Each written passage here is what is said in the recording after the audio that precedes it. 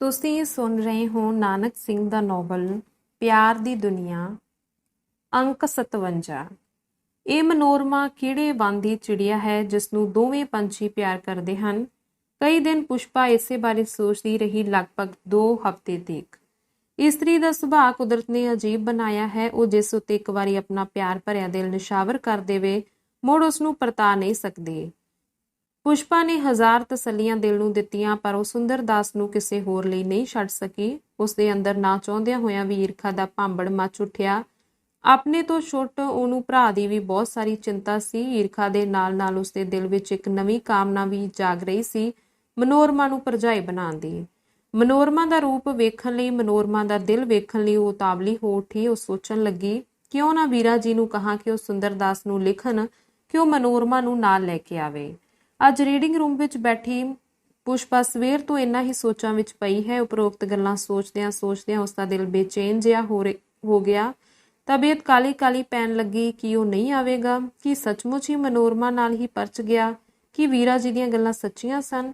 ਇੱਕ ਪਾਸੇ ਉਹਨੂੰ ਇਹ ਚਿੰਤਾ ਸੀ ਤੇ ਦੂਜੇ ਪਾਸੇ ਇੱਕ ਹੋਰ, ਅਰਥਾਤ ਅੱਜ ਸ਼ਾਮ ਨੂੰ ਉਸਦੀ ਪਾਰਟੀ ਦੀ ਮੀਟਿੰਗ ਸੀ, ਜਿਸ ਸੰਬੰਧੀ ਕੁਝ ਸਲਾਹਾਂ ਕਰਨ ਲਈ ਬਾਬਾ ਜੀ ਨੇ ਉਹਨੂੰ ਸੱਦ ਘੱਲਿਆ ਸੀ। ਉਹ ਸੋਚਦੀ, ਭਰਾ ਅੱਗੇ ਕੀ ਬਹਾਨਾ ਕਰਕੇ ਜਾਵਾਂਗੀ। ਉਹ ਉਵੇਂ ਹੀ ਉੱਠ ਕੇ ਭਰਾ ਦੇ ਕਮਰੇ ਵੱਲ ਤੁਰ ਪਈ। ਉਸਨੇ ਬੂਹਿਓਂ ਬਾਹਰ ਪੈਰ ਕੱਢਿਆ ਸੀ ਕਿ ਪ੍ਰੀਤਮ ਸਿੰਘ ਦੇ ਕਮਰੇ ਚੋਂ ਨਿਕਲ ਕੇ ਜਾਂਦੇ ਹੋਏ ਕਿਸੇ ਮਨੁੱਖ ਦੀ ਪੇਠੂ ਦੀ ਨਜ਼ਰੀ ਪਈ, ਜਿਹੜਾ ਤੇਜ਼-ਤੇਜ਼ ਕਦਮ ਪੁੱਟਦਾ ਕੋਠੀਓਂ ਬਾਹਰ ਜਾ ਰਿਹਾ ਸੀ।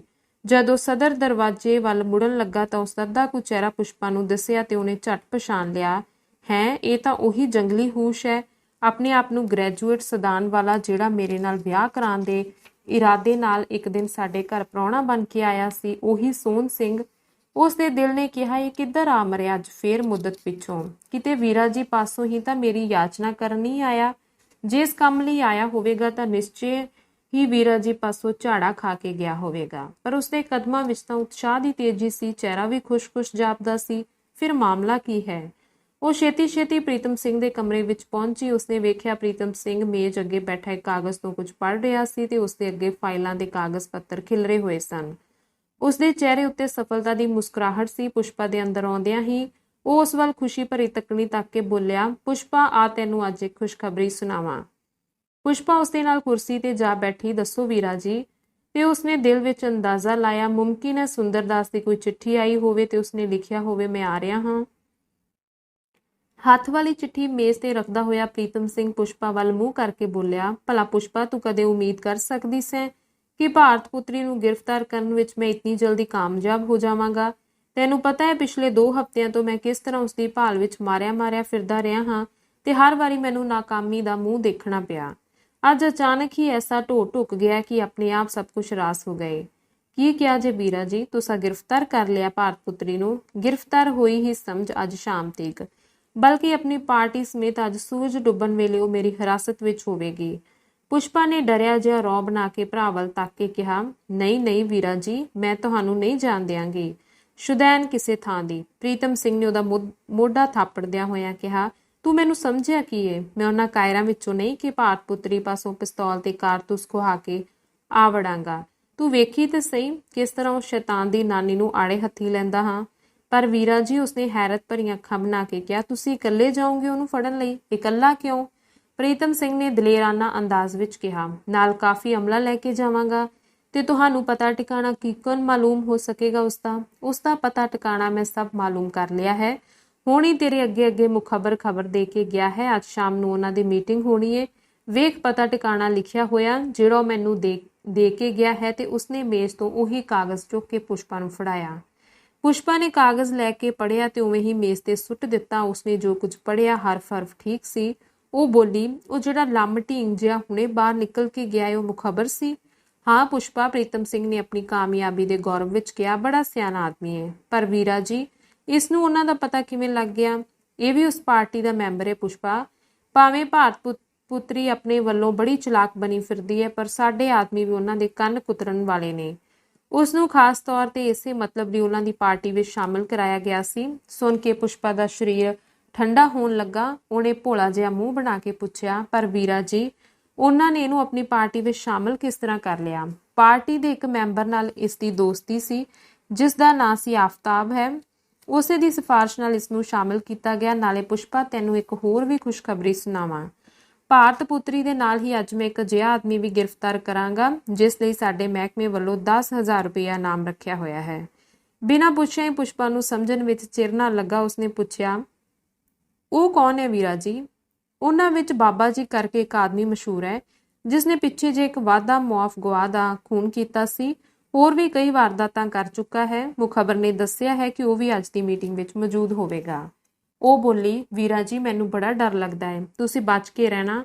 ਨਾਲ ਬਹੁਤ ਸਾਰੇ ਆਦਮੀ ਲੈ ਜਾਣੇ। ਮੈਂ ਸੁਣਿਆ ਉਹਨਾਂ ਕੋਲ ਪਿਸਤੌਲ ਵੀ ਹੁੰਦੇ ਨੇ ਤੇ ਮੈਂ ਕਿਤੇ ਪਿਸਤੌਲੋਂ ਖਾਲੀ ਜਾਵਾਂਗਾ। ਪੁਸ਼ਪਾ, ਤੂੰ ਜਰਾ ਫਿਕਰ ਨਾ ਕਰ, ਤੈਨੂੰ ਦਲੇਰ ਬਣਨਾ ਚਾਹੀਦਾ ਏ। ਤੂੰ ਤੇ ਮੇਰੇ ਨਾਲ ਇਕਰਾਰ ਕੀਤਾ ਸੀ ਕਿ ਭਾਰਤ ਪੁੱਤਰੀ ਨੂੰ ਗ੍ਰਿਫਤਾਰ ਕਰਨ ਵਿੱਚ ਮੇਰੀ ਮਦਦ ਕਰੇਂਗੀ, ਪਰ ਜਦ ਤੇਰਾ ਆਪਣਾ ਹੀ ਦਿਲ ਇੰਨਾ ਕਮਜ਼ੋਰ ਹੈ ਤਾਂ ਮੇਰੀ ਕੀ ਮਦਦ ਕਰੇਂਗੀ? ਗੱਲ ਟਾਲ ਕੇ ਪੁਸ਼ਪਾ ਬੋਲੀ, ਤੁਸੀਂ ਉਹਨਾਂ ਨੂੰ ਗ੍ਰਿਫਤਾਰ ਕਰਨ ਕਿਸ ਵੇਲੇ ਜਾਓਗੇ? ਸ਼ਾਮ ਦੇ 5-6 ਦੇ ਦਰਮਿਆਨ। ਤੇ ਵਾਪਸ ਕਿਸ ਵਕਤ ਆਓਗੇ? ਵੇਖੋ, ਜਿਸ ਵੇਲੇ ਕੰਮ ਹੋ ਜਾਵੇ। ਮੈਂ ਵੀ ਅੱਜ ਕਿਤੇ ਜਾਣਾ ਹੈ। ਤੂੰ ਕਿੱਥੇ ਜਾਣਾ ਹੈ ਪੁਸ਼ਪਾ? ਸਾਡੇ ਸੰਗੀਤ ਸਕੂਲ ਵੱਲੋਂ ਅੱਜ ਡਰਾਮਾ ਹੋਣਾ ਹੈ। ਤਾਂ ਤੇ ਤੂੰ ਵੀ ਦੇਰ ਨਾਲ ਘਰ ਮੁੜੇਂਗੀ? ਹਾਂ, ਸ਼ਾਇਦ 10-11 ਵਜੇ ਤੱਕ। ਕਿਸ ਵੇਲੇ ਜਾਣਾ ਹੈ? ਜਲਦੀ ਹੀ। ਮੈਂ ਵੀ ਹੁਣੇ ਚੱਲਿਆ ਵਾਂ, ਹੈੱਡ ਆਫਿਸ ਵਿੱਚ 1-2 ਜ਼ਰੂਰੀ ਕੰਮ ਨੇ। ਤਾਂ ਚੱਲ ਫਿਰ ਇਕੱਠੇ ਹੀ ਚੱਲਨੇ ਆ, ਤੈਨੂੰ ਸਕੂਲ ਅੱਗੇ ਉਤਾਰ ਕੇ ਚਲਾ ਜਾਵਾਂਗਾ। ਚੰਗਾ, ਮੈਂ ਕੱਪੜੇ ਬਦਲਾਵਾਂ, ਕਹਿ ਕੇ ਪੁਸ਼ਪਾ ਕੁਰਸੀ ਤੋਂ ਉੱਠੀ ਤੇ ਇਸ ਤੋਂ ਬਾਅਦ ਅੱਧਾ ਘੰਟਾ ਬਾਅਦ ਦੋਵੇਂ ਭੈਣ ਭਰਾ ਘਰ ਵਿੱਚ ਬੈਠੇ ਸਨ। ਅੰਕ 58। ਪਾਰਟੀ ਦੀ ਮੀਟਿੰਗ ਸ਼ਾਮ ਦੇ 7 ਵਜੇ ਦੀ ਬਜਾਏ 8:30 ਵਜੇ ਸ਼ੁਰੂ ਹੋਈ ਤੇ ਉਹ ਵੀ ਨਿਯਤ ਥਾਂ ਤੇ ਨਹੀਂ, ਸਗੋਂ ਇੱਕ ਹੋਰ ਥਾਵੇਂ ਜੋ ਸ਼ਹਿਰੋਂ ਬਾਹਰ ਲਗਭਗ 3 ਮੀਲਾਂ ਦੀ ਦੂਰੀ ਉੱਤੇ ਸੀ। ਰਾਵੀ ਰੋਡ ਉੱਤੇ ਇੱਕ ਕੱਲੀ ਕੋਠੀ ਵਿੱਚ, ਜਿਸ ਦੇ ਆਸ-ਪਾਸ ਕੋਈ ਮਕਾਨ ਨਹੀਂ ਸੀ। ਥਾਂ ਵਕਤ ਨੂੰ ਇਸ ਤਰ੍ਹਾਂ ਅਚਾਨਕ ਕਿਉਂ ਬਦਲਿਆ ਗਿਆ, ਇਸ ਗੱਲ ਦਾ ਬਾਬਾ ਜੀ ਤੇ ਭਾਰਤ ਪੁੱਤਰੀ ਤੋਂ ਬਿਨਾਂ ਕਿਸੇ ਮੈਂਬਰ ਨੂੰ ਪਤਾ ਨਹੀਂ ਸੀ। ਇਸ ਵੇਲੇ ਉਪਰੋਕਤ ਕੋਠੀ ਵਿੱਚ ਬਾਬਾ ਜੀ ਤੇ 3 ਹੋਰ ਮੈਂਬਰ ਆਪੋ ਆਪਣੇ ਥਾਂ ਬੈਠੇ ਭਾਰਤ ਪੁੱਤਰੀ ਦੀ ਉਡੀਕ ਕਰ ਰਹੇ ਸਨ। ਬਾਬਾ ਜੀ ਦਾ ਚਿਹਰਾ ਅੱਜ ਕੁਝ ਚਿੰਤਾਤੁਰ ਜਾਪਦਾ ਸੀ। ਇਸ ਵੇਲੇ ਭਾਰਤ ਪੁੱਤਰੀ ਆਉਂਦੀ ਦਿਸੀ, ਜਿਸ ਨੇ ਅੰਦਰ ਦਾਖਲ ਹੁੰਦਿਆਂ ਹੀ ਨਕਾਬ ਨਾਲ ਮੂੰਹ ਢੱਕ ਲਿਆ ਸੀ। ਸਭ ਨੇ ਖੜਿਆਂ ਹੋ ਕੇ ਉਸ ਦਾ ਸਵਾਗਤ ਕੀਤਾ। ਉਹ ਬੈਠ ਗਈ। ਬਾਬਾ ਜੀ ਨੇ ਕਹਿਣਾ ਸ਼ੁਰੂ ਕੀਤਾ, ਅੱਜ ਦੀ ਮੀਟਿੰਗ ਸੱਦਣ ਦਾ ਕਾਰਨ ਸ਼ਾਇਦ ਤੁਹਾਡੇ ਵਿੱਚੋਂ ਕਿਸੇ ਨੂੰ ਵੀ ਮਾਲੂਮ ਨਹੀਂ ਹੋਣਾ, ਨਾ ਹੀ ਭਾਰਤ ਪੁੱਤਰੀ ਨੂੰ। ਮੈਨੂੰ ਬੜੇ ਸ਼ੌਕ ਨਾਲ ਦੱਸਣਾ ਪੈਂਦਾ ਹੈ ਕਿ ਸਾਡੇ ਰਸਤੇ ਵਿੱਚ ਇੱਕ ਨਵਾਂ ਖਤਰਾ ਖੜਾ ਹੋਇਆ ਏ। ਹੁਣ ਤੱਕ ਤਾਂ ਪੁਲਿਸੀ ਮਹਿਕਮੇ ਦੀਆਂ ਸਾਨੂੰ ਫੜਨ ਦੀਆਂ ਸਭ ਕੋਸ਼ਿਸ਼ਾਂ ਬੇਕਾਰ ਰਹੀਆਂ ਸਨ, ਪਰ ਸਾਡੇ ਸਾਰੇ ਪ੍ਰੋਗਰਾਮ ਤੇ ਸਾਡੀਆਂ ਜ਼ਿੰਦਗੀਆਂ ਦਾ ਮਲੀਆ ਮੇਟ ਕਰਨ ਲਈ ਜਿਹੜਾ ਇੱਕ ਨਵਾਂ ਅਫਸਰ ਇਸ ਕੰਮ ਤੇ ਲਾਇਆ ਗਿਆ ਹੈ, ਉਹ ਹੱਦ ਦਰਜੇ ਦਾ ਖਤਰਨਾਕ ਤੇ ਦਲੇਰ ਆਦਮੀ ਹੈ।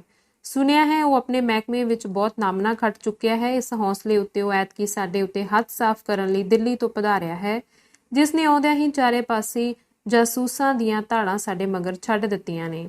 ਇਸ ਤੋਂ ਵੱਡੀ ਗੱਲ ਅੱਜ ਹੀ ਮੈਨੂੰ ਪਤਾ ਲੱਗੀ ਹੈ ਕਿ ਉਸ ਨੂੰ ਸਾਡੀ ਪਾਰਟੀ ਦੇ ਕਈ ਭੇਦ ਮਾਲੂਮ ਹੋ ਜਾਂਦੇ ਹਨ। ਇੱਥੋਂ ਤੱਕ ਕਿ ਸਾਡੀ ਅੱਜ ਦੀ ਹੋਣ ਵਾਲੀ ਮੀਟਿੰਗ ਦਾ ਵੀ ਉਹਨੂੰ ਪਤਾ ਲੱਗ ਗਿਆ।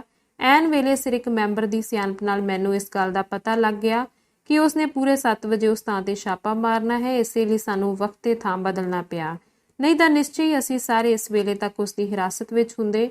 ਕੀ ਇਹ ਅਚੰਭਾ ਨਹੀਂ ਕਿ ਸਾਡੀਆਂ ਗੱਲਾਂ ਦਾ ਉਹਨੂੰ ਪਤਾ ਲੱਗ ਜਾਂਦਾ ਹੈ। ਅਸਾਂ ਪਿਛਲੀ ਮੀਟਿੰਗ ਵਿੱਚ ਪਾਸ ਕੀਤਾ ਸੀ ਕਿ ਨੈਸ਼ਨਲ ਬੈਂਕ ਦਾ ਖਜ਼ਾਨਾ ਲੁੱਟਣਾ ਹੈ, ਕਿਉਂਕਿ ਰੁਪਏ ਦੀ ਤੰਗੀ ਕਰਕੇ ਸਾਡੇ ਕਈ ਕੰਮ ਰੁਕੇ ਪਏ ਹਨ। ਪਰ ਸਾਡੀ ਇਹ ਤਜਵੀਜ਼ ਵੀ ਸਿਰੇ ਨਾ ਚੜੀ। ਉਸ ਅਫਸਰ ਨੂੰ ਸਾਡੇ ਪ੍ਰੋਗਰਾਮ ਦਾ ਪਤਾ ਲੱਗ ਗਿਆ ਸੀ। ਸ਼ੁਕਰ ਦਾ ਮੁਕਾਮ ਸਮਝੋ ਕਿ ਉਸ ਮੈਂਬਰ ਨੇ ਜਿਸ ਨੇ ਅੱਜ ਸਾਨੂੰ ਮੁਲਤਾ ਕੀਤਾ ਹੈ, ਉਦਣ ਵੀ ਵਕਤ ਤੋਂ ਪਹਿਲਾਂ ਖਬਰ ਕਰ ਦਿੱਤੀ ਤੇ ਅਸੀਂ ਬਚ ਗਏ। ਤੁਸੀਂ ਦੱਸੋ, ਜੇ ਉਹ ਮੈਂਬਰ ਸਾਨੂੰ ਇਹਨਾਂ ਦੋਹਾਂ ਖਤਰਿਆਂ ਤੋਂ ਖਬਰਦਾਰ ਨਾ ਕਰਦਾ ਤਾਂ ਸਾਡੀ ਕੀ ਹਾਲਤ ਹੁੰਦੀ? ਸਾਫ਼ ਗੱਲ ਤਾਂ ਇਹ ਹੈ ਕਿ ਇਹਨਾਂ ਦੋਹਾਂ ਖਤਰਿਆਂ ਵਿੱਚੋਂ ਅਸੀਂ ਕੇਵਲ ਉਸੇ ਮਿਹਰਬਾਨ ਮੈਂਬਰ ਦੀ ਹਿੰਮਤ ਨਾਲ ਬਚ ਸਕੇ ਹਾਂ, ਜਿਸ ਦਾ ਨਾਂ ਦੱਸਣਾ ਹਾਲੇ ਮੈਂ ਮੁਨਾਸਿਬ ਨਹੀਂ ਸਮਝਦਾ। ਸਾਰਿਆਂ ਨੇ ਉਸ ਦੱਸੇ ਮੈਂਬਰ ਦੇ ਧੰਨਵਾਦ ਲਈ ਸਿਰ ਝੁਕਾ ਦਿੱਤੇ। ਬਾਬਾ ਜੀ ਫਿਰ ਬੋਲੇ, ਪਰ ਆਖਿਰ ਕਿੰਨਾ ਕੁ ਚਿਰ ਸਾਡੇ ਬਚਾਓ ਲਈ ਕਿਸੇ ਦੀ ਸਿਆਣਪ ਕੰਮ ਆਵੇਗੀ, ਜਦ ਕਿ ਸਾਡੇ ਘਰ ਵਿੱਚ ਕੋਈ ਭੇਤੀ ਵੜਿਆ ਹੋਇਆ ਹੈ? ਕੀ ਅਸੀਂ ਮਹਿਫੂਜ਼ ਰਹਿ ਸਕਦੇ ਹਾਂ ਜਦ ਤੱਕ ਉਸ ਘਰ ਦੇ ਭੇਤੀ ਨੂੰ ਆਪਣੇ ਵਿੱਚੋਂ ਕੱਢ ਕੇ ਮੱਖੀ ਵਾਂਗ ਨਾ ਮਸਲ ਦਈਏ? ਬਾਬਾ ਜੀ ਦੇ ਚਿਹਰੇ ਉੱਤੇ ਘ੍ਰਿਣਾ, ਜੋਸ਼ ਤੇ ਹਿੰਸਾ ਦੇ ਭਾਵ ਝਲਕਣ ਲੱਗੇ ਤੇ ਉਸ ਇੱਕ ਖੋਜ ਭਰੀ ਨਜ਼ਰ ਨਾਲ ਸਾਰੇ ਮੈਂਬਰਾਂ ਦੇ ਚਿਹਰਿਆਂ ਵੱਲ ਝਾਕਿਆ। ਸਾਰੇ ਮੈਂਬਰ ਇੱਕ ਦੂਜੇ ਵੱਲ ਤੱਕ ਰਹੇ ਸਨ। ਇਸ ਤੋਂ ਅੱਗੇ ਬਾਬਾ ਜੀ ਬੋਲੇ, ਬਸ ਮੇਰਾ ਅਖੀਰੀ ਕਹਿਣਾ ਹੈ ਕਿ ਸਾਡੀ ਪਾਰਟੀ ਦਾ ਕੰਮ 1 ਇੰਚ ਵੀ ਅਗਾਂਹ ਨਹੀਂ ਚੱਲ ਸਕਦਾ ਜਦ ਤੱਕ ਸਾਡੀ ਪਾਰਟੀ ਇਹੋ ਜਿਹੇ ਮਨਹੂਸ ਆਦਮੀਆਂ ਤੋਂ ਪਾਕ ਨਹੀਂ ਹੋ ਜਾਂਦੀ। ਬਾਬਾ ਜੀ ਦੇ ਬੈਠ ਜਾਣ ਤੋਂ ਬਾਅਦ ਇੱਕ ਹੋਰ ਬੋਲਿਆ। ਪੂਜ ਬਾਬਾ ਜੀ ਦੇ ਖਿਆਲਾਤ ਸੁਣ ਕੇ ਸੱਚਮੁੱਚ ਹੀ ਸਾਡੇ ਸਭ ਪਾਸੇ ਫਿਕਰ ਛਾ ਗਿਆ ਹੈ। ਇਹੋ ਜਿਹੇ ਗੱਦਾਰ ਨੂੰ ਭਾਵੇਂ ਕੋਈ ਵੀ ਹੋਵੇ, ਜਲਦੀ ਤੋਂ ਜਲਦੀ ਜਹੰਨਮ ਪਹੁੰਚਾਉਣਾ ਚਾਹੀਦਾ ਹੈ। ਬਾਬਾ ਜੀ ਫਿਰ ਬੋਲੇ, ਅੱਛਾ, ਇਸ ਮਾਮਲੇ ਨੂੰ ਮੇਰੀ ਜਾਤ ਉੱਤੇ ਛੱਡੋ। ਅੱਜ ਦੀ ਮੀਟਿੰਗ ਜਿਸ ਮਤਲਬ ਲਈ ਸੱਦੀ ਗਈ ਹੈ, ਉਸ ਦਾ ਜ਼ਿਕਰ ਹੋਣਾ ਚਾਹੀਦਾ ਹੈ। ਆਵਾਜ਼ਾਂ ਆਈਆਂ, ਜ਼ਰੂਰ ਜ਼ਰੂਰ। ਬਾਬਾ ਜੀ ਬੋਲੇ, ਤੁਸੀਂ ਜਾਣਦੇ ਹੋ ਉਸ ਪੁਲਿਸ ਅਫਸਰ ਬਾਬਤ ਮੈਨੂੰ ਉੱਪਰੋਂ ਆਪਣੇ ਹੈੱਡ ਵੱਲੋਂ ਕੀ ਹੁਕਮ ਆਇਆ ਹੈ? ਸਾਰੀਆਂ ਆਵਾਜ਼ਾਂ, ਜਾਣਦੇ ਹਾਂ, ਖੂਨ। ਖੁਸ਼ੀ ਨਾਲ ਬਾਬਾ ਜੀ ਬੋਲੇ, ਬੇਸ਼ੱਕ ਮੈਨੂੰ ਇਹ ਹੁਕਮ ਆਇਆ ਹੈ। ਦੱਸੋ ਤੁਹਾਡੇ ਵਿੱਚੋਂ ਕੋਈ ਇਹ ਕੰਮ ਕਰਨ ਨੂੰ ਤਿਆਰ ਹੈ? ਸਭ ਆਵਾਜ਼ਾਂ, ਅਸੀਂ ਸਾਰੇ ਤਿਆਰ ਹਾਂ। ਪੁਸ਼ਪਾ ਦੇ ਕਲੇਜੇ ਨੂੰ ਸੱਪ ਡੰਗ ਰਹੇ ਸਨ। ਉਸਦੇ ਹੱਥ ਮੁੜਕੇ ਨਾਲ ਗਿੱਲੇ ਹੋ ਗਏ। ਡਰ ਤੇ ਸਹਿਮ ਨੇ ਉਸਦਾ ਗਲਾ ਖੁਸ਼ਕ ਕਰ ਦਿੱਤਾ। ਉਸਦੀਆਂ ਅੱਖਾਂ ਦੇ ਛੱਪਰ ਹਿੱਲਣੋਂ ਰਹਿ ਗਏ ਤੇ ਕੰਨਾਂ ਵਿੱਚ ਘੂ-ਘੂ ਹੋਣ ਲੱਗੇ। ਪੁਲਿਸ ਅਫਸਰ ਨੂੰ ਕਤਲ ਕਰਨ ਲਈ ਕਿਸ ਦੀ ਡਿਊਟੀ ਲਾਈ ਜਾਵੇ, ਇਸ ਮਾਮਲੇ ਉੱਤੇ ਚੋਖਾ ਚਿਰ ਬਹਿਸ ਹੁੰਦੀ ਰਹੀ। ਹਰ ਇੱਕ ਅੱਗੇ ਵੱਧ-ਵੱਧ ਕੇ ਕੰਮ ਆਪਣੇ ਜ਼ਿੰਮੇ ਲੈਣ ਨੂੰ ਤਿਆਰ ਸੀ। ਬਾਬਾ ਜੀ ਨੇ ਕਹਿਣਾ ਸ਼ੁਰੂ ਕੀਤਾ, ਤੁਸੀਂ ਸਾਰੇ ਹੀ ਸੱਚਮੁੱਚ ਬਹਾਦਰ ਹੋ। ਇਹ ਕੰਮ ਤਾਂ ਕਿਸੇ ਇੱਕ ਨੇ ਹੀ ਕਰਨਾ ਹੈ, ਸੋ ਮੇਰੇ ਖਿਆਲ ਨਾਲ ਇਦਾਂ ਝਗੜਾ ਨਹੀਂ ਮੁੱਕਣਾ। ਪਰਚੀਆਂ ਪਾਈਆਂ ਜਾਣ। ਸਭ ਨੇ ਆਪੋ ਆਪਣੇ ਨਾਂ ਲਿਖ ਕੇ ਚਿੱਟਾਂ ਮੇਜ਼ ਤੇ ਪੁੱਠੀਆਂ ਕਰਕੇ ਰੱਖ ਦਿੱਤੀਆਂ। ਪੁਸ਼ਪਾ ਨੇ ਵੀ, ਬਾਬਾ ਜੀ ਨੇ ਵੀ। ਬਾਬਾ ਜੀ ਨੇ ਸਭ ਚਿੱਟਾਂ ਨੂੰ ਮਰੋੜ ਕੇ ਮੇਜ਼ ਉੱਤੇ ਸੁੱਟ ਦਿੱਤਾ ਤੇ ਪੁਸ਼ਪਾ ਨੂੰ ਕਹਿਣ ਲੱਗੇ, ਭਾਰਤ ਪੁੱਤਰੀ ਜੀ, ਇੱਕ ਪਰਚੀ ਉਠਾਓ। ਕੁੱਲ 6 ਪਰਚੀਆਂ ਸਨ। ਪੁਸ਼ਪਾ ਇਸ ਵੇਲੇ ਗਮ ਦੀ ਮੂਰਤ ਬਣੀ ਹੋਈ ਸੀ। ਉਹ ਛੇਤੀ ਤੋਂ ਛੇਤੀ ਇਸ ਗੋਸ਼ਟੀ ਵਿੱਚੋਂ ਨੱਠ ਜਾਣਾ ਚਾਹੁੰਦੀ ਸੀ। ਉਸਨੇ ਕੰਬਦੇ ਹੱਥ ਨਾਲ ਇੱਕ ਪਰਚੀ ਚੁੱਕ ਕੇ ਬਾਬਾ ਜੀ ਨੂੰ ਫੜਾ ਦਿੱਤੀ। ਬਾਬਾ ਜੀ ਨੇ ਪਰਚੀ ਖੋਲੀ। ਮਿਸਟਰ ਆਫਤਾਬ। ਆਫਤਾਬ ਨੇ ਅਗਾਂਹ ਹੋ ਕੇ ਮੇਜ਼ ਤੋਂ ਪਿਸਤੌਲ ਚੁੱਕ ਲਈ, ਜਿਹੜੀ ਇਸ ਮਤਲਬ ਲਈ ਰੱਖੀ ਗਈ ਸੀ। ਆਫਤਾਬ ਨੂੰ ਇਸ ਕੰਮ ਕਰਨ ਲਈ 1 ਮਹੀਨੇ ਦੀ ਮੋਹਲਤ ਦਿੱਤੀ ਗਈ। ਅੰਕ 59। ਪੁਸ਼ਪਾ ਜਦ ਵਾਪਸ ਕੋਠੀ ਪਹੁੰਚੀ ਤਾਂ 12 ਦਾ ਵਕਤ ਹੋ ਚੁੱਕਾ ਸੀ। ਮਾਂ ਵੀ ਉਡੀਕ ਕੇ ਸੌਂ ਗਈ ਸੀ ਤੇ ਨੌਕਰ ਵੀ। ਉਸਨੇ ਮਾਂ ਨੂੰ ਆਵਾਜ਼ ਦਿੱਤੀ, ਫਿਰ ਨੌਕਰ ਨੂੰ ਜਗਾਇਆ। ਉਸਨੂੰ ਪਤਾ ਲੱਗਾ ਕਿ ਪ੍ਰੀਤਮ ਸਿੰਘ ਹਜੇ ਤੱਕ ਨਹੀਂ ਆਇਆ। ਪ੍ਰੀਤਮ ਸਿੰਘ ਦੇ ਇੰਨੀ ਰਾਤ ਤੱਕ ਬਾਹਰ ਰਹਿਣ ਦਾ ਮਾਂ ਨੂੰ ਕੋਈ ਇਤਰਾਜ਼ ਨਹੀਂ ਸੀ, ਕਿਉਂਕਿ ਇੱਕ ਤਾਂ ਪ੍ਰੀਤਮ ਸਿੰਘ ਮਰਦ ਸੀ, ਦੂਜਾ ਡਿਊਟੀ ਤੇ। ਪਰ ਪੁਸ਼ਪਾ ਦਾ ਇੰਨੀ ਚਿਰਾਕੀ ਘਰ ਮੁੜਨਾ ਉਸ ਲਈ ਦੁਖਦਾਈ ਸੀ। ਉਸਨੇ ਪੁਸ਼ਪਾ ਆਉਂਦੀ ਨੂੰ ਹੀ ਪੁੱਛਿਆ, ਤੂੰ ਕਿੱਥੇ ਸੈਂ ਹੁਣ ਤੋੜੀ? ਪੁਸ਼ਪਾ ਹੱਸ ਕੇ ਬੋਲੀ, ਮਾਂ ਜੀ, ਤੁਹਾਨੂੰ ਦੱਸਿਆ ਤਾਂ ਸੀ ਕਿ ਅੱਜ ਸਾਡੀ ਸੰਗੀਤ ਸਭਾ ਨੇ ਇੱਕ ਡਰਾਮਾ ਕਰਨਾ ਸੀ, ਇਸੇ ਕਰਕੇ ਚਿਰ ਹੋ ਗਿਆ। ਮਾਂ ਕੁਝ ਚਿਰ ਮੂੰਹ ਵਿੱਚ ਬੁੜਬੁੜ ਕਰਕੇ ਚੁੱਪ ਹੋ ਗਈ। ਰਸੋਈਏ ਨੇ ਚੁੱਲ੍ਹਾ ਗਰਮ ਕਰਨਾ ਸ਼ੁਰੂ ਕੀਤਾ, ਪਰ ਦਿਲ ਵਿੱਚ ਕੁੜਦਿਆਂ ਉਹ ਰੋਟੀ ਖਾਣ ਬੈਠੀ ਸੀ ਕਿ ਬਾਹਰੋਂ ਉਸਨੂੰ ਬੂਟਾਂ ਦੀ ਆਵਾਜ਼ ਆਈ। ਵੀਰਾ ਜੀ ਦੇ ਸਵਾਗਤ ਲਈ ਉੱਠ ਕੇ ਬਾਹਰ ਆਈ। ਪ੍ਰੀਤਮ ਸਿੰਘ ਨੇ ਆਉਂਦਿਆਂ ਹੀ ਆਪਣੇ ਕਮਰੇ ਦਾ ਰੁਖ ਕੀਤਾ। ਪੁਸ਼ਪਾ ਉਸਦੇ ਪਿੱਛੇ ਗਈ ਤੇ ਰਸਤੇ ਵਿੱਚ ਉਸਨੂੰ ਰੋਕ ਕੇ ਕਹਿਣ ਲੱਗੀ, ਤੁਸੀਂ ਬੜੇ ਚਿਰਕੇ ਆਏ ਵੀਰਾ ਜੀ, ਰੋਟੀ ਇੱਥੇ ਹੀ ਭਿਜਵਾ ਦਿਆਂ? ਪ੍ਰੀਤਮ ਸਿੰਘ ਦਾ ਸਰੀਰ ਇਸ ਵੇਲੇ ਕਿਸੇ ਨਿਰਾਸ਼ਤਾ ਦੇ ਧੱਕੇ ਨਾਲ ਸਿਥਲ ਹੋਇਆ ਪਿਆ ਸੀ। ਭੈਣ ਦੇ ਪਿਆਰ ਮੁਸਕਰਾਹਟ ਨੇ ਉਸਨੂੰ ਥੋੜਾ ਜਿਹਾ ਸੁੱਖ ਦਿੱਤਾ। ਉਹ ਬੋਲਿਆ, ਪੁਸ਼ਪਾ, ਤੂੰ ਹਜੇ ਤੋੜੀ ਜਾਗਣੀ ਏ? ਮੈਂ ਤੁਹਾਨੂੰ ਦੱਸਿਆ ਸੀ ਨਾ, ਸਾਡੀ ਸੰਗੀਤ ਸਭਾ ਨੇ ਇੱਕ ਡਰਾਮਾ ਕਰਨਾ ਸੀ, ਇਸ ਕਰਕੇ ਮੈਨੂੰ ਵੀ ਦੇਰ ਲੱਗ ਗਈ। ਰੋਟੀ ਖਾ ਚੁੱਕਣ ਤੋਂ ਬਾਅਦ ਪੁਸ਼ਪਾ ਉਸਦੇ ਖਹਿੜੇ ਪੈ ਗਈ ਤਾਂ ਪ੍ਰੀਤਮ ਸਿੰਘ ਨੂੰ ਆਪਣੀ ਅੱਜ ਦੀ ਕਾਰਗੁਜ਼ਾਰੀ ਬਾਰੇ ਦੱਸਣਾ ਹੀ ਪਿਆ। ਉਸਨੇ ਅੱਜ ਦਾ ਹਾਲ ਇਸ ਤਰ੍ਹਾਂ ਸੁਣਾਉਣਾ ਸ਼ੁਰੂ ਕੀਤਾ। ਮੁਖਬਰ ਦੇ ਦੱਸੇ ਅਨੁਸਾਰ ਮੈਂ ਠੀਕ ਵਕਤ ਸਿਰ ਉਸ ਮਕਾਨ ਵਿੱਚ ਦਾਖਲ ਹੋਇਆ ਜਿੱਥੋਂ ਦਾ ਉਹਨੇ ਪਤਾ ਦਿੱਤਾ ਸੀ। ਆਪਣੇ ਨਾਲ ਮੈਂ ਚਿੱਟੇ ਕੱਪੜਿਆਂ ਵਿੱਚ 25 ਆਦਮੀਆਂ ਦੀ ਪਾਰਟੀ ਲੈ ਗਿਆ ਸਾਂ। ਸਭਨਾਂ ਨੂੰ ਮੈਂ ਮਕਾਨ ਦੇ ਆਸ-ਪਾਸ ਖਿੰਡਾ ਦਿੱਤਾ। ਅਸੀਂ ਪੂਰਾ 1.5 ਘੰਟਾ ਉਡੀਕਦੇ ਰਹੇ, ਪਰ ਉੱਥੇ ਕਿਸੇ ਆਦਮੀ ਦਾ ਥੇ ਨਹੀਂ ਸੀ। ਹਾਰ ਕੇ ਸਾਨੂੰ ਵਾਪਸ ਮੁੜਨਾ ਪਿਆ। ਬੜਾ ਹੈਰਾਨ ਹਾਂ। ਇਹ ਸਾਰੀ ਕਾਰਵਾਈ ਮੈਨੂੰ ਜਾਦੂ ਦਾ ਖੇਲ ਜਿਹਾ ਦਿਸਦਾ ਹੈ। ਕੁਝ ਸਮਝ ਨਹੀਂ ਆਉਂਦੀ। ਪਾਰਟੀ ਦੇ ਆਦਮੀ ਕਿੰਨੇ ਹੁਸ਼ਿਆਰ ਨੇ, ਜਿਹੜਾ ਨਾ ਸਿਰਫ ਸਾਡੇ ਮਗਰ ਸੂਈਏ ਛੱਡੀ ਰੱਖਦੇ ਨੇ, ਬਲਕਿ ਆਪਣੇ ਮੈਂਬਰਾਂ ਦੇ ਮਗਰ ਵੀ। ਮਾਲੂਮ ਹੁੰਦਾ ਹੈ ਕਿ ਉਸ ਮੁਖਬਰ ਸੋਹਣ ਸਿੰਘ ਦੇ ਮਗਰ ਜ਼ਰੂਰ ਕੋਈ ਸੂਹੀਆ ਸੀ, ਜਿਸਨੇ ਫੌਰਨ ਜਾ ਕੇ ਸਭ ਕੁਝ ਪਾਰਟੀ ਨੂੰ ਦੱਸ ਦਿੱਤਾ। ਥੋੜਾ ਚਿਰ ਚੁੱਪ ਰਹਿ ਕੇ ਪ੍ਰੀਤਮ ਸਿੰਘ ਫਿਰ ਕਹਿਣ ਲੱਗਾ, ਪੁਸ਼ਪਾ, ਅੱਗੇ ਤੇ ਨਹੀਂ, ਪਰ ਹੁਣ ਮੈਨੂੰ ਆਪਣੀ ਜਾਨ ਖਤਰੇ ਵਿੱਚ ਮਾਲੂਮ ਹੁੰਦੀ ਹੈ। ਮੈਨੂੰ ਇਸ ਘਟਨਾ ਤੋਂ ਬਾਅਦ ਇਉਂ ਜਾਪਦਾ ਹੈ ਜੇਕਰ ਹਰ ਵੇਲੇ ਉਹਨਾਂ ਦੇ ਜਸੂਸ ਪਰਛਾਵੇਂ ਵਾਂਗ ਮੇਰੇ ਮਗਰ ਲੱਗੇ ਰਹਿੰਦੇ ਨੇ। ਮੈਂ ਤੇਰੇ ਨਾਲ ਗੱਲਾਂ ਕਰ ਰਿਹਾ, ਮੇਰਾ ਦਿਲ ਧੜਕ ਰਿਹਾ ਹੈ ਕਿ ਮਤੇ ਇਸੇ ਮਕਾਨ ਵਿੱਚ ਉਹਨਾਂ ਦਾ ਕੋਈ ਸਾਥੀ ਲੁਕ ਕੇ ਮੇਰੀਆਂ ਗੱਲਾਂ ਸੁਣ ਰਿਹਾ ਹੋਵੇ। ਪੁਸ਼ਪਾ ਨੇ ਆਪਣਾ ਸਾਂਗ ਰਚਿਆ, ਜਿਸ ਤੋਂ ਪ੍ਰੀਤਮ ਸਿੰਘ ਨੂੰ ਜਾਪਣ ਲੱਗਾ ਕਿ ਉਸ ਦੀਆਂ ਗੱਲਾਂ ਸੁਣ ਕੇ ਉਹ ਬਹੁਤ ਹੀ ਡਰ ਗਈ ਹੈ। ਪੁਸ਼ਪਾ ਦੇ ਮੂੰਹੋਂ ਗੱਲ ਹੀ ਨਹੀਂ ਸੀ ਨਿਕਲ ਰਹੀ। ਉਸ ਦਾ ਡਰ ਦੂਰ ਕਰਨ ਲਈ ਪ੍ਰੀਤਮ ਸਿੰਘ ਉਸਨੂੰ ਦਿਲਬਰੀਆਂ ਦੇਣ ਲੱਗਾ। ਅੰਕ 60। ਮਤਵਾਲਿਆਂ ਦੀ ਮਿਲਣੀ ਦਾ ਜੇ ਕਿਸੇ ਨਜ਼ਾਰਾ ਵੇਖਣਾ ਹੋਵੇ ਤਾਂ ਸ਼ਾਮ ਵੇਲੇ ਲਾਹੌਰ ਦੇ ਖਿਆਮ ਹੋਟਲ ਵਿੱਚ ਜਾ ਕੇ ਵੇਖੇ, ਜਿੱਥੇ ਹਰ ਮੇਲ ਦੇ ਮਤਵਾਲਿਆਂ ਦਾ ਸਤਸੰਗ ਜੁੜਿਆ ਰਹਿੰਦਾ ਹੈ।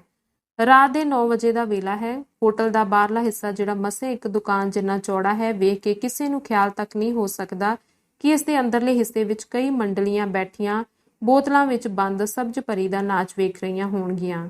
ਅੰਦਰਲੇ ਦੋਵੇਂ ਵਰਾਂਡੇ ਇੱਕ ਦੂਜੇ ਦੇ ਆਮੋ ਸਾਹਮਣੇ ਹਨ, ਜਿਨ੍ਹਾਂ ਵਿੱਚ ਥਾਂ ਥਾਈਂ ਕਿਸੇ ਗੋਲ ਤੇ ਕਿਤੇ ਚੌਰਸ ਮੇਜ਼ਾਂ ਕੁਰਸੀਆਂ ਵਿੱਚ ਘਿਰੀਆਂ ਪਈਆਂ ਹਨ।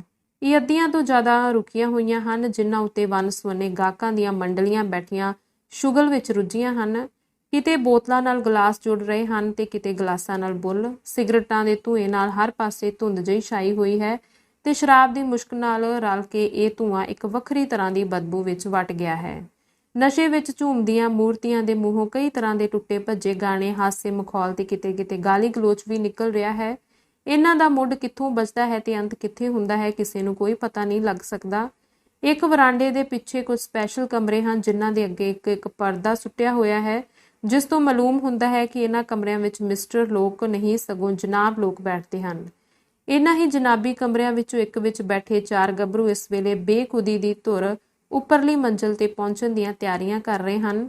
ਇਸ ਵੇਲੇ ਖਾਣਾ ਸ਼ੁਰੂ ਕਰਨ ਲੱਗੇ ਹਨ ਤੇ ਪੀਣਾ ਇਹਨਾਂ ਦਾ ਸ਼ਾਇਦ ਤਦ ਤੱਕ ਜਾਰੀ ਰਹੇਗਾ ਜਦ ਤੱਕ ਇਹਨਾਂ ਦੇ ਢਿੱਡਾਂ ਵਿੱਚ ਆਉਣ ਜਾਣ ਨੂੰ ਥਾਂ ਬਾਕੀ ਰਹੇਗਾ। 4 ਵਿੱਚੋਂ 2 ਸਿੱਖ ਤੇ 2 ਹਿੰਦੂ ਹਨ। ਤਿੰਨਾਂ ਦਾ ਪਹਿਰਾਵਾ ਸਾਦਾ ਤੇ ਚੌਥੇ ਦਾ ਅਮੀਰੀ ਢੰਗ ਦਾ ਹੈ। ਇਹੋ ਹੈ ਸਰਦਾਰ ਸੋਹਣ ਸਿੰਘ, ਜਿਹੜਾ ਲਖਨਊ ਦੇ ਮਹਿਰੂਮ ਸਬ ਜੱਜ ਸਰਦਾਰ ਉਜਾਗਰ ਸਿੰਘ ਦਾ ਨੌ-ਨਿਹਾਲ ਸਦੀਦਾ ਹੈ। ਦੋਵੇਂ ਹਿੰਦੂ ਦੋਸਤ ਤਾਂ ਸੋਹਣ ਸਿੰਘ ਦੇ ਨਵੇਂ ਦੋਸਤ ਹਨ, ਪਰ ਤੀਜਾ, ਇਸ ਦਾ ਨਾਂ ਕਰਮ ਸਿੰਘ ਹੈ, ਉਸ ਦਾ ਲੰਗੋਟੀਆ ਯਾਰ ਹੈ। ਇਹ ਲਾਹੌਰ ਵਿੱਚ ਇੱਕ ਪ੍ਰਾਈਵੇਟ ਫਰਮ ਵਿੱਚ ਕਲਰਕੀ ਦਾ ਕੰਮ ਕਰਦਾ ਸੀ, ਪਰ ਜਦ ਤੋਂ ਸੋਹਣ ਸਿੰਘ ਦੇ ਸਿਰ ਤੋਂ ਪਿਓ ਦੀ ਬਲਾ ਟਲੀ ਤੇ ਉਸਦੀ ਮਤਰੇਈ ਮਾਂ ਦਾ ਫਾਹ ਵੱਢਿਆ ਗਿਆ, ਤਦ ਤੋਂ ਕਰਮ ਸਿੰਘ ਨੇ ਨੌਕਰੀ ਛੱਡ ਕੇ ਉਹਦਾ ਪ੍ਰਾਈਵੇਟ ਸੈਕਟਰੀ ਬਣਨਾ ਸਵੀਕਾਰ ਕਰ ਲਿਆ। ਦੂਜੇ ਦੋਵੇਂ ਦੋਸਤ ਰਾਮ ਸਰਨ ਤੇ ਰੋਸ਼ਨ ਲਾਲ ਦੀ ਜੋੜੀ ਉਹਨਾਂ ਲੋਕਾਂ ਵਿੱਚੋਂ ਹੈ ਜਿਹੜੇ ਸਦਾ ਹੀ ਕਿਸੇ ਅਕਲ ਦੇ ਅੰਨੇ ਤੇ ਗੰਢ ਦੇ ਪੂਰੇ ਦੀ ਭਾਲ ਵਿੱਚ ਰਹਿੰਦੇ ਹਨ। ਇਹ ਦੋਵੇਂ ਰੇਲਵੇ ਵਰਕਸ਼ਾਪ ਵਿੱਚ ਨੌਕਰੀ ਕਰਦੇ ਹਨ ਤੇ ਨਾਲ ਹੀ ਸੋਹਣ ਸਿੰਘ ਦੀ ਵੀ। ਵਰਕਸ਼ਾਪ ਵਿੱਚ ਤਾਂ ਉਹਨਾਂ ਨੂੰ ਸਾਰਾ ਦਿਨ ਮਿਹਨਤ ਕਰਨ ਤੇ ਰੁਪਈਆ 12 ਆਨੇ ਦੀ ਪ੍ਰਾਪਤੀ ਹੁੰਦੀ ਹੈ, ਪਰ ਸੋਹਣ ਸਿੰਘ ਦੀ ਨੌਕਰੀ ਉਹਨਾਂ ਦੇ ਜਿੰਮੇ ਇੰਨੀ ਹੀ ਹੈ ਕਿ ਵਾਹ ਸਰਦਾਰ ਜੀ ਘਰ ਛੱਡਣਾ। ਹਰ ਗੱਲ ਵਿੱਚ ਉਹਦੀ ਝੋਲੀ ਚੁੱਕ ਛੱਡਣ ਤੇ ਖਾਣ ਪੀਣ ਵੇਲੇ 2-4 ਗਾਣੇ ਸੁਣਾ ਛੱਡਣ। ਇਸੇ ਨੌਕਰੀ ਬਦਲੇ ਉਹਨਾਂ ਨੂੰ ਰਜਵੀਂ ਸ਼ਰਾਬ ਤੇ ਪੁਜਵੀਂ ਖੁਰਾਕ ਮਿਲਦੀ ਹੈ। ਕੁਝ ਚਿਰ ਗੱਲਾਂ ਕਥਾਂ ਦਾ ਸਿਲਸਿਲਾ ਸ਼ੁਰੂ ਰਿਹਾ, ਫਿਰ ਦੌਰ ਚੱਲਣਾ ਸ਼ੁਰੂ ਹੋਇਆ। ਸਭ ਤੋਂ ਪਹਿਲਾਂ ਗਲਾਸ ਸਰਦਾਰ ਸੋਹਣ ਸਿੰਘ ਦਾ ਖਾਲੀ ਹੋਇਆ ਤੇ ਉਸ ਤੋਂ ਮਗਰੋਂ ਦੂਸਰਿਆਂ ਦੇ। ਮੇਜ਼ ਤੇ ਢਿੱਲਾ ਜਿਹਾ ਹੱਥ ਮਾਰ ਕੇ ਅੱਖਾਂ ਮਟਕਾਉਂਦਾ ਹੋਇਆ ਸੋਹਣ ਸਿੰਘ ਬੋਲਿਆ, ਹੁਣ ਗਾਣੇ ਦੀ ਮਹਿਫਲ ਗਰਮ ਹੋਣੀ ਚਾਹੀਦੀ ਏ। ਕਰਮ ਸਿੰਘ ਬੋਲਿਆ, ਬਈ ਸਰਦਾਰ ਸੋਹਣ ਸਿੰਘ ਨੇ ਗੱਲ ਠੀਕ ਆਖੀ ਹੈ, ਫਜ਼ੂਲ ਗੱਪਾਂ ਛੱਡੋ ਤੇ ਗਾਣੇ ਦੀ ਰੌਣਕ ਸ਼ੁਰੂ ਹੋਵੇ। ਓਏ ਰੋਸ਼ਨਿਆ, ਉਹ ਰੋਸ਼ਨ ਬੱਚਾ, ਹੁਣੇ ਪੀਣਕ ਲੱਗ ਗਈ ਏ ਤੇਰੀ। ਤੂੰ ਤੇ ਕਹਿੰਦਾ ਸੀ ਕਿ ਅੱਜ ਪੂਰੀਆਂ 3 ਬੋਤਲਾਂ ਖਾਲੀ ਕਰਨੀਆਂ ਨੇ, ਹਜੇ ਤੇ ਪੜੂਵਿਆਂ ਪਹਿਲੀ ਸ਼ੁਰੂ ਹੋਈ ਏ। ਲੈ ਸੁਣਾ ਕੋਈ ਫੜਕਵੀਂ ਗਜ਼ਲ ਮੇਰੇ ਸਰਦਾਰ ਨੂੰ। ਰੋਸ਼ਨ ਲਾਲ ਮੇਜ਼ ਵੱਲ ਨੂੰ ਝੁਕਦਾ ਹੋਇਆ ਸਿਰ ਚੁੱਕ ਕੇ ਤੇ ਗਲਾਸ ਵਿੱਚ ਬਚੇ ਹੋਏ 2 ਘੁੱਟ ਹੋਰ ਚਾੜ ਕੇ ਬੋਲਿਆ, ਗਜ਼ਲਾਂ ਜਿੰਨੀਆਂ ਕਹੋ। ਸੋਹਣ ਸਿੰਘ ਦੇ ਤੇ ਅਸੀਂ ਹੋਏ ਨੌਕਰ ਤੇ ਉਸਨੇ ਗਾਣਾ ਸ਼ੁਰੂ ਕੀਤਾ। ਗਜ਼ਲ ਹਜੇ ਅੱਧੀ ਵੀ ਖਤਮ ਨਹੀਂ ਸੀ ਹੋਈ ਕਿ ਬਾਹਰੋਂ ਆ ਕੇ ਕਿਸੇ ਨੇ ਪਿਸਤੌਲ ਦੀ ਨਾਲੀ ਤਾਨ ਦਿੱਤੀ ਸਭਨਾਂ ਸਾਹਮਣੇ। ਸਾਰਿਆਂ ਨੇ ਤਰਬਕ ਕੇ ਬੂਹੇ ਵੱਲ ਤੱਕਿਆ, ਜਿੱਧਰੋਂ ਇੱਕ ਓਪਰਾ ਆਦਮੀ ਅੰਦਰ ਦਾਖਲ ਹੋਇਆ ਸੀ। ਹੈਂ, ਇਹ ਕੌਣ? ਸੋਹਣ ਸਿੰਘ ਨੇ ਕੰਬਦਿਆਂ ਹੋਇਆਂ ਕਿਹਾ। ਪਰ ਉਸਦੀ ਗੱਲ ਖਤਮ ਹੋਣ ਤੋਂ ਪਹਿਲਾਂ ਹੀ ਕਮਰੇ ਵਿੱਚ ਹਨੇਰਾ ਕੁੱਪ ਹੋ ਗਿਆ। ਸਭ ਬਿਜਲੀਆਂ ਇੱਕਦਮ ਬੁਝ ਗਈਆਂ। ਸਾਰੇ ਘਾਬਰ ਕੇ ਉੱਠ ਖੜੋਤੇ। ਹਫੜਾ ਦਫੜੀ ਮਚ ਗਈ। ਆਪਣੇ ਸਾਥੀਆਂ ਸਣੇ ਲੜਖੜਾਉਂਦਾ ਹੋਇਆ ਉਹ ਜਿਉਂ ਹੀ ਕਮਰੇ ਚੋਂ ਬਾਹਰ ਨਿਕਲਣ ਲੱਗਾ ਕਿ ਹਨੇਰੇ ਨਾਲੋਂ ਵੀ ਕਾਲੇ ਲੰਮੇ ਕੋਟ ਵਿੱਚ ਢਕਿਆ ਹੋਇਆ ਇੱਕ ਨਕਾਬ ਵਾਲਾ ਮਨੁੱਖ ਉਸਨੂੰ ਬੂਹਾ ਰੋਕੀ ਖੜਾ ਦਿਸਿਆ। ਉੱਠ ਠੰਬਰ ਕੇ ਖਲੋ ਗਿਆ। ਇਸ ਵੇਲੇ ਉਸਦੇ ਮੂੰਹ ਤੇ ਟਾਰਚ ਦਾ ਤੇਜ਼ ਚਾਨਣ ਪਿਆ ਤੇ ਨਾਲ ਹੀ ਠਾ ਠਾ ਠਾ 3 ਭਿਆਨਕ ਆਵਾਜ਼ਾਂ ਗੂੰਜ ਉੱਠੀਆਂ ਤੇ ਸਾਰਾ ਬਰਾਂਡਾ ਬਰੂਦ ਦੇ ਧੂਏ ਨਾਲ ਭਰ ਗਿਆ। ਲਹੂ ਨਾਲ ਲੱਥਪੱਥ ਸੋਹਣ ਸਿੰਘ ਦੀ ਲੋਥ ਜ਼ਮੀਨ ਤੇ ਰੁਲਕ ਰਹੀ ਸੀ, ਜੋ ਵੇਖਦਿਆਂ ਠੰਡੀ ਹੋ ਗਈ, ਕਿਉਂਕਿ ਤਿੰਨਾਂ ਚੋਂ 2 ਗੋਲੀਆਂ ਉਸਦੇ ਮੱਥੇ ਵਿੱਚ ਵੱਜੀਆਂ ਸਨ। ਸਾਰੇ ਲੋਕੀ ਜਿੱਧਰ ਆਇਆ ਭੱਜ ਉੱਠੇ। ਖੂਨ ਦੀ ਦੁਹਾਈ ਮਚ ਗਈ।